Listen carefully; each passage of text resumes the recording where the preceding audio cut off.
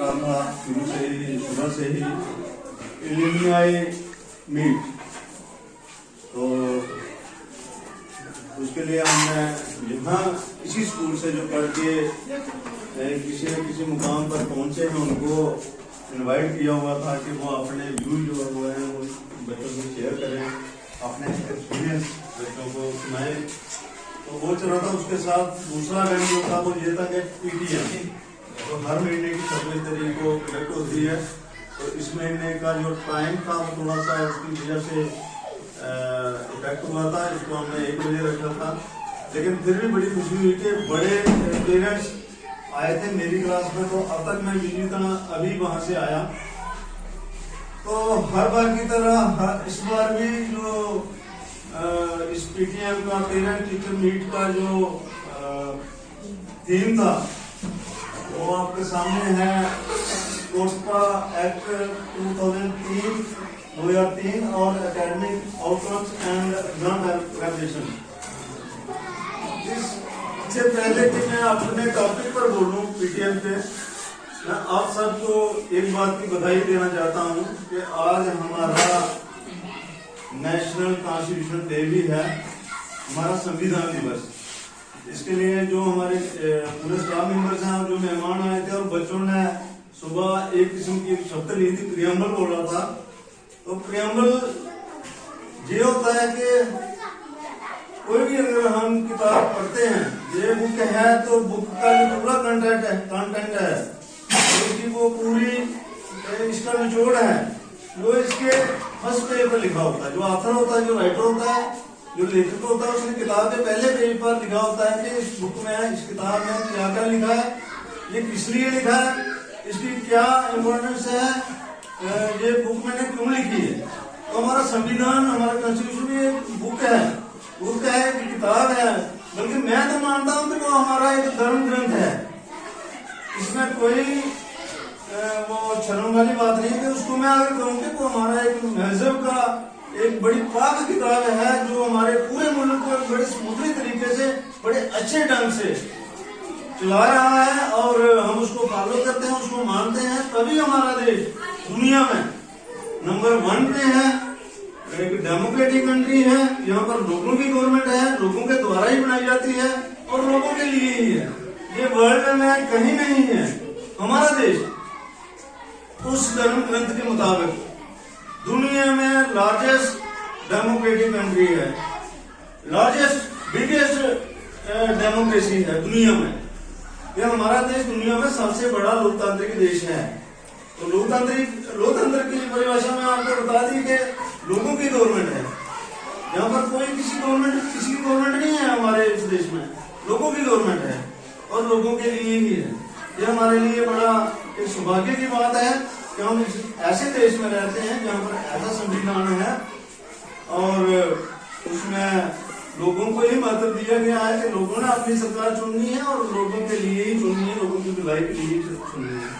तो उसका प्रियम्बल जो हमने सुबह पढ़ा था 2 बार, एक बार इंग्लिश में और एक बार हिंदी में। आप लोग शायद उस वक्त नहीं आए थे। तो प्रियम्बल जो होता है वही मैंने बता दिया कि उसका जो पूरा प्रीफेस, किताब का पूरा बीच में उसका निचोड़ होता है, उसके आखिरी पेज पर वो लिखा होता है। तो हमारे संविधान की जो बुक है उसका जो निचोड़ है उसके बाहर मतलब पहले पेज पर ये लिखा हुआ है प्रियम्बल कि हम जो देश है हमारा एक डेमोक्रेटिक देश है, एक सेकुलर है, जहाँ पर कोई क्लास, क्रीड, कलर, रिलीजन, इसके नाम पर कोई भेदभाव नहीं है। हम सब एक हैं और सभी बराबर हैं और सभी को एक जैसे मौके प्रभाव होते हैं।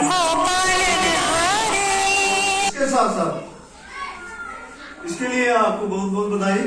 दूसरा जो हमारा आज का टॉपिक था, जैसे मेरे भाई स्कूल साहब ने बताया कि कोटा का एक एक्ट बना हुआ है कि जो लोग स्मोकिंग करते हैं या अपना बीड़ी सिगरेट पीते हैं, आप लोगों के लिए एक गुजारिश है कि हो सकता है हमारे घरों में बड़े बुजुर्ग इस आदत की लत में आए हों। उनसे ये गुजारिश है, आपने भी उनको एजुकेट करना है कि प्लीज बच्चों को ना कहें कि जो दुकान पर जाओ और ये सिगरेट का पैकेट ले आओ या तम्बाकू का पैकेट ले आओ। उनको आप इस एक्ट का मतलब ही कभी पूरा होता है जब हम खुद सुधरेंगे। पहले कहते हैं कि जब हम सुधरेंगे तो जग सुधरेगा, हम नहीं सुधरे तो बाकी वाले क्या सुधरेंगे। हमें जो अच्छाई है वो अपने घर से स्टार्ट करनी है। तो आपने ये करना है कि हमारे घरों में जो बड़े बुजुर्ग हैं, हो सकता है वो इतने एजुकेटेड ना हो, उनको ना पता हो, लेकिन उनको ये समझाना है कि प्लीज आप भी इस बुरी आदत को छोड़ दो। अगर नहीं छोड़ सकते हैं, वो कहेंगे कि हम उम्र हो गई है ये पीते हुए, कुछ नहीं हुआ, लेकिन उनको ये कहना है कि बच्चों को दूर रहना है। बच्चों को नहीं कहना है कि जो हमारे लिए तम्बाकू डालो, हमारे लिए तम्बाकू का पैकेट ले आओ, हमारे लिए सिगरेट या बीड़ी का वो पैकेट ले आओ दुकान से, उनको नहीं बेचना है। दूसरा जो ये एक्ट है, ये इसमें ये है कि जितने भी पब्लिक प्लेसेस हैं, पब्लिक प्लेसेस मतलब जो सरकारी कार्यालय हैं, जैसे आपका स्कूल है, कहीं पर हॉस्पिटल है, कोई और जिसमें जहां पर लोग आते जाते हों, वहां पर सिगरेट पीनी, बीड़ी पीना या तम्बाकू खाना या चबाना या ये बिल्कुल वर्जित है, मनाही है उसकी, ये इस एक्ट में लिखा हुआ है। अगर कोई आदमी वहां पर सिगरेट बीड़ी तम्बाकू खाते हुए मिल जाता है, कोई उसकी रिपोर्ट कर देता है कानून के दायरे में, तो उसको सजा का, पनिशमेंट का प्रोविजन है इसमें। और ये भी है कि यही नहीं कि वहां पर कोई पीता हुआ मिल गया, स्कूल के, कॉलेज के, हॉस्पिटल के या किसी अन्य दफ्तर के 100 मीटर के दायरे में कोई बेच भी नहीं सकता है। ये स्कूलों के बाहर लिखा हुआ है, पंचायत घर में भी लिखा हुआ है, स्कूल के बाहर के गेट के बाहर भी लिखा हुआ है, और हर दुकान पर भी ये लिखा हुआ है कि 18 साल से कम बच्चे को जिन्होंने नहीं बेचना है, नहीं देना है। और ये स्कूल के 100 मीटर के दायरे में इसको बेचना भी एक कानूनी गुनाह है, इसकी पनिशमेंट का प्रोविजन है, इसमें उसको सजा हो सकती है कोई बेच रहा है। ये आपको अवेयर रहना है। और 18 साल के कम बच्चों को तो बेचना ही नहीं है कहीं, किसी भी दुकानदार ने, चाहे वो स्कूल के पास हो चाहे ना हो। तो ये चीजों का आपने ध्यान रखना है। दूसरा जो बच्चों के लिए है academic outcomes and exam preparation, बच्चों के लिए है कि जो हम लोग यहाँ पर शिक्षक लोग बैठे हुए हैं पढ़ाने के लिए, तो हमें अपना जो लक्ष्य है वो किस तरह निर्धारित करना है कि बच्चों को पूरे साल में हमने क्या पढ़ाना है और उनसे हमने क्या आगे आउटकम्स लेने हैं, उनसे क्या रिजल्ट लेने हैं। ये हमारा काम होता है। इसमें सिर्फ पेरेंट्स का इतना योगदान होता है कि वो हमारी उनको देख रेख करके, उनकी देखभाल करके हमारी मदद कर सकते हैं।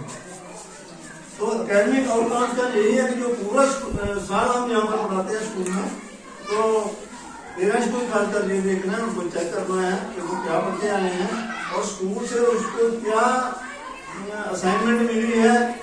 ये आपका फर्ज बनता है कि जो असाइनमेंट स्कूल से दी जाती है वो आपको उसकी हेल्प करने में थोड़ी बहुत कोशिश करनी चाहिए कि वो स्कूल जाकर वापस जब स्कूल में आते हैं तो पूरी तैयार होके आ जाए, वो पूरा काम करके आ जाए, पूरा लर्न करके आ जाए, पूरा याद करके आ जाए। इससे क्या होता है कि अगर डे बाई डे आप उनको चेक करेंगे, हर दिन आप उनको चेक करेंगे कि बच्चे ने स्कूल में क्या पढ़ा हुआ है। अगर बच्चा पूरा तैयार होकर दूसरे दिन स्कूल आता है तो टीचर को भी पता चलेगा कि बच्चे की जो तैयारी है फाइनल पेपर के लिए वो कैसी चल रही है। उसी हिसाब से टीचर भी उसको गाइड करता है और उसका जो लर्निंग आउटकम्स हैं, जो पूरा उसका सालाना रिजल्ट होता है वो अच्छा आता है। तो ये बच्चों के साथ साथ ये जो टॉपिक है ये बच्चों के साथ साथ आपके ऊपर भी लागू होता है। ये आपकी जिम्मेदारी बनती है कि आपने हर दिन बच्चे ने स्कूल में क्या पढ़ा, उसको स्कूल से क्या असाइनमेंट मिली और बच्चा घर में इस पर प्रिपेयर हो रहा है, तैयार हो रहा है या नहीं हो रहा है, उसको प्रॉपर टाइम देना है, उसकी मदद करनी है। ये नहीं है कि आपने सिर्फ उसको पढ़ाई में ही लगा के रखना, उसकी सेहत पर भी ध्यान रखना है। कहते हैं जान है तो जहान है, तो सेहत भी बड़ी जरूरी है। बच्चे की सेहत को भी, अगर वो सेहत से ऐसे वीक होगा तो वो पढ़ नहीं सकेगा। तो इसके साथ साथ आपने उसकी सेहत को भी ध्यान रखना है और उसने जैसे मैंने बताया तो उसने स्कूल में क्या पढ़ा हुआ है, उसको घर के लिए क्या मिला है, क्या काम मिला है, ये आपने उससे करवाना है। और तीसरी बात, जैसे ये सिगरेट बीड़ी वाली बात थी कि ये एक्ट ये कानून बन गया है कि जैसे मैंने कहा 18 साल से कम बच्चे को कोई बेच नहीं सकता, दुकानदार दे नहीं सकता, और स्कूल के या किसी भी सरकारी दफ्तर के आसपास कोई दुकानदार इसको बेच नहीं सकता, ना ही कोई पी सकता है। अगर किसी को पीता हो तो मिल गया, पुलिस में उसकी रिपोर्ट चलेगी तो उसको फिर थाने के या कोर्ट के कचहरी के चक्कर लगाने पड़ेंगे। तो ये भी आपने थोड़ा सा ध्यान रखना है कि अपने जो घर के बड़े बुजुर्ग हैं या कोई ऐसे जो अनलॉफुल चलते हैं, जो लोग कुछ लोग लॉ को नहीं मानते हैं। मैं आपको बता दूं कि इधर ही एक नशा करके एक लड़का आ गया था एक दिन, और प्रिंसिपल मैम को भी पता नहीं क्या क्या कह रहा था। तो ये देखो कितनी बुरी बात है। हालांकि वो क्वालिफाइड लड़का है, शायद प्लस 2 तक पढ़ा हुआ है, लेकिन उसको ये मैनर्स नहीं है। मैं किससे बात कर रहा हूँ, मैडम को ही कुछ ऐसे हंसी मजाक, बेशक वो हंसी मजाक में ही कर रहा था क्योंकि वो नशे में था, तो उसको मैडम ने इतना सीरियसली नहीं लिया। लेकिन वो इतना नशेड़ी हो चुका है कि अच्छे खानदान का, उसके माँ बाप इतने वाइफ जेंटल हैं, लेकिन बच्चा बिगड़ गया है। उसको पहले कंट्रोल नहीं किया तो अब वो कैसे, अब जो बिगड़ गया तो कैसे कंट्रोल में आ जाएगा।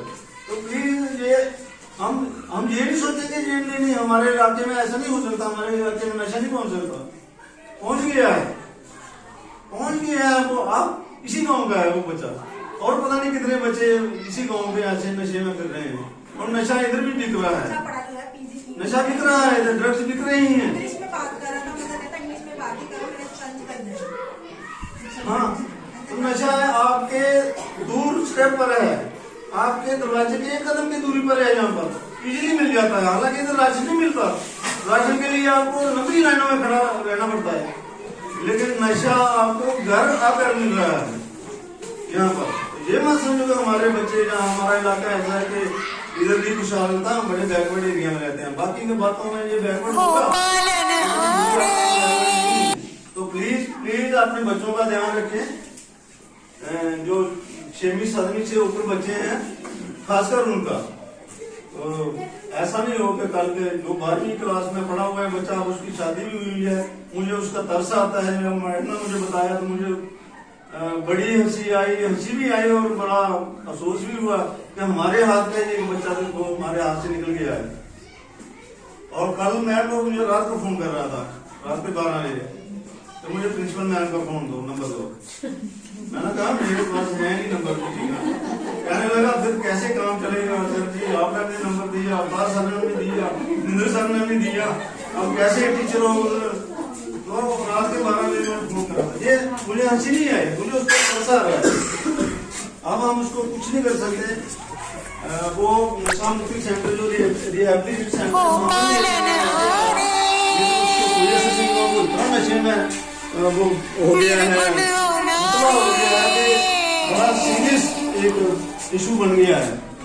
तो ये बड़ा आज का बर्निंग इशू है, बड़ा एक मौजू जो है, बड़ा एक गंभीर मौजू है कि हमें बच्चों को इन चीजों से दूर रखना है। दूर हम तब रह सकते हैं जब हम खुद इस चीज से दूर हो जाए।